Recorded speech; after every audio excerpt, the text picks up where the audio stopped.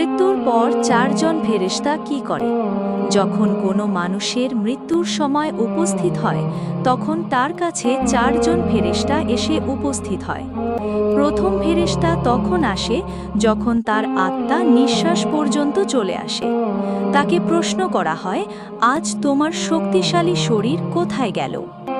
যখন আত্মা পুরোপুরি বের হয়ে যায় তখন দ্বিতীয় ফেরেশতা এসে বলে, আজ তোমার ধন দৌলত কোথায় গেল, দুনিয়াতে যা নিয়ে তুমি গর্ব করিতে।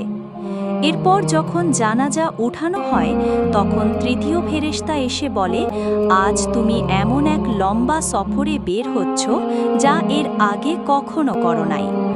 আজ তোমাকে এমন এক ঘরে শোয়ানো হবে যেখানে নিঃশ্বাস ফেলার জায়গা পর্যন্ত নেই।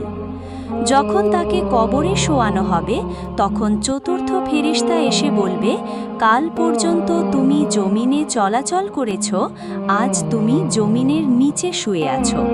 কাল তুমি হাসছিলে, আজ তুমি কান্না করছো। কাল পর্যন্ত সবাই তোমার সঙ্গী ছিল, কিন্তু আজ তুমি একা।